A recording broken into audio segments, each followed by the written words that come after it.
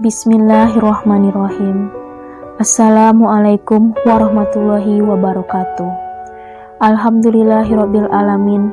Wassalatu wassalamu ala asrofil anbiya'i wal mursalin wa ala alihi wa sahbihi rasulillahi ajma'in. Amma ba'du. Saudara-saudariku yang semoga dimuliakan oleh Allah, dengan dimudahkan oleh Allah untuk meningkatkan ketaatan, dengan dimudahkan oleh Allah untuk menjauhi kemaksiatan. Antara ketaatan dan dosa adalah saling menghapus. Kapan seseorang melakukan banyak dosa, bisa saja kebaikan yang pernah kita lakukan akan terhapus. Maka dari itu, mari di tahun ini kita semua benar-benar menjaga amal yang sudah kita lakukan. Jangan sampai terhapus dengan dosa-dosa yang kita lakukan. Kuncinya sederhana. Jangan sampai di antara kita merendahkan dosa-dosa. Sebab banyak dosa yang dilakukan seorang hamba menjadikan amal yang baik dilakukan terhapus. Dan alangkah banyaknya hamba yang tertimbun yang perbanyak amal ibadah, sementara dia tidak menghentikan kemaksiatan yang dilakukannya sehingga ia sia-sia, tidak memenuhi apapun pahala, karena akan dosa yang dilakukan lebih besar daripada amal baik yang dilakukan dan tidak seimbang. Dosa yang menjadikan amal kita sia-sia dan tidak dinilai oleh Allah adalah dosa yang kita sombong dengan dosa tersebut, tidak mencoba untuk menyesal. Dan dosa yang disebutkan Rasulullah seperti dosa mengunjing, mendengki. Mengunjing mengungkapkan oleh lidah, mendengki ada di dalam.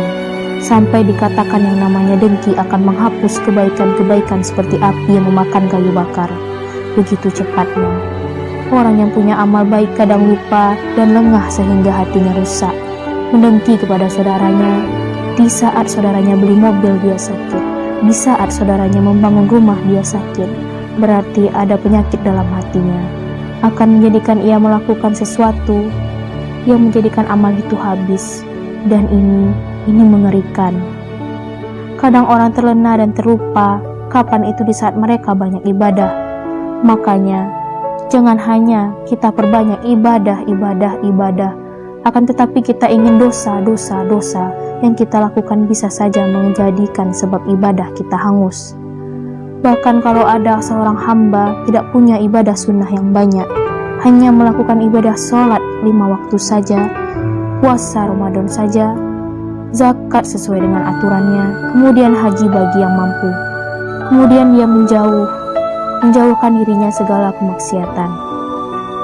Cukup dengan itu semua untuk masuk surga Allah.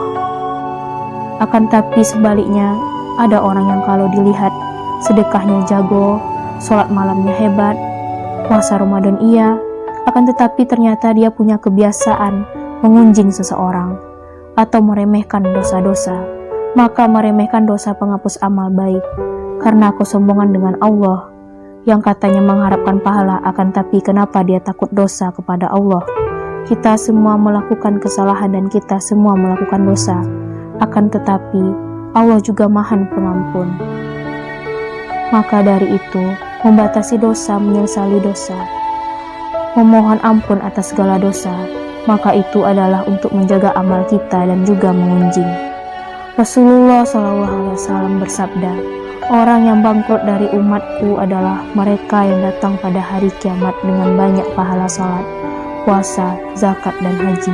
Tapi di sisi lain, ia juga mencaci orang, menyakiti orang, memakan harta orang, menumpahkan darah, dan memukul orang lain. Ia kemudian diadili dengan cara membagi-bagikan pahalanya kepada orang yang pernah dizaliminya. Ketika telah habis pahalanya, sementara masih ada yang menuntunnya, maka dosa orang yang menuntunnya diberikan kepadanya. Akhirnya ia pun dilemparkan ke dalam neraka. Hadis riwayat Muslim. Demikian dia disebut sebagai orang bangkrut. Karena apa? Amal baik yang dilakukan nanti harus diberikan pada orang yang dizolimi. Maka jaga lidahmu dari mengunjing orang, merendahkan orang, menyakiti orang, berbuat zalim kepada seseorang, karena itu semua akan menghabiskan pahala kita. Mari kita berusaha menjaga hubungan kita dengan manusia, hubungan kita dengan Allah. Tidak cukup kita menjalin hubungan baik dalam arti beribadah kepada Allah, akan tapi ingat dosa-dosa kita jauhi. Kalau kita sudah terlanjur melakukan dosa, segeralah minta ampun kepada Allah Subhanahu wa Ta'ala. Jangan sampai dosa itu mengikuti amal kita, menghabiskan amal kita, sehingga kita menjadi orang yang bangkrut sia-sia, menghadap kepada Allah tanpa pegang apapun. Semoga di tahun ini kita senantiasa diberi bimbingan oleh Allah, dimuliakan oleh Allah di dunia dan di akhirat. Wassalamualaikum warahmatullahi wabarakatuh.